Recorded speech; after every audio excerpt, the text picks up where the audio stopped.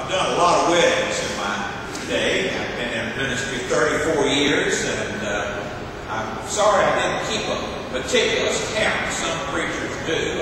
I know that I've done well over 200 weddings in my experience.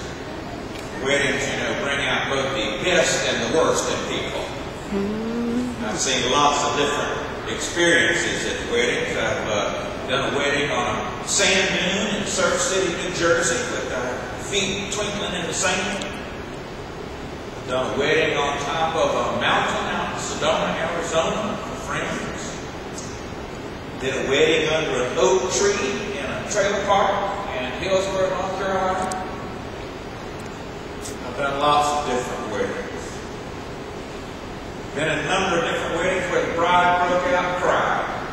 You ever been in a wedding like that? I did one wedding where the groom broke out and cried.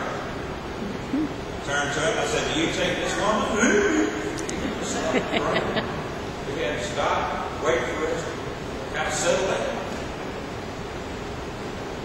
I did one wedding where my friend, who was a singer in a quartet, standing there beside me, and the bride comes down to the middle of the aisle, and his piano player hits a flourish on the piano, and he sticks out his hand and sings, "You are my special angel."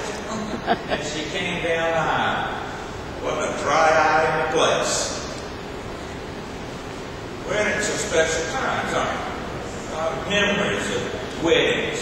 Our own, perhaps, or special people that we involve. Sometimes we remember those things that happen.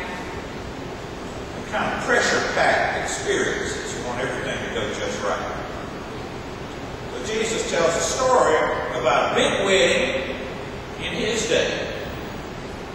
It was a big wedding because we know that the bridegroom was rich enough to have 10 bridesmaids.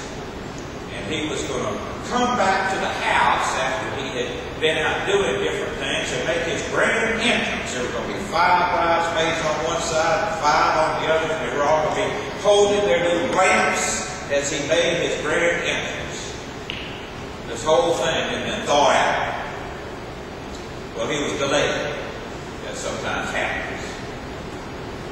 5 of the bridesmaids had actually thought about what they were doing and had brought along a little wine, put in their little lamps about the size of your hand. It's not very big, doesn't hold very much oil, and we have to replenish it from time to time. And 5 of the others, who I call the ditzy bridesmaids, hadn't thought a thing about it. They just showed up. They had their lamps, but they really hadn't thought it through. Well, everybody fell asleep. And then the bridegroom shows up. There's a shout, "Here's the bridegroom." Everybody wakes up. Everybody gets their lamps ready, and the 5 ditzy bridesmaids realize that they don't have enough oil. They ask their friends, "Share with us," and they say, "No, there won't be enough for any of us." So they run off in the middle of the night to try to buy some oil, which is not going to be a very easy thing to do. The bridegroom shows up. The ones who are sitting there, standing there waiting with their lamps, lighting up the doorway as he walks in. They go in and close the door. And the ditzy bridesmaids show up finally later. They knock on the door. But the answer is, "No, you weren't there at the right time. You weren't there doing what you were supposed to do. No party for you. Keep awake, therefore, for you know neither the day nor the hour." Quite a story.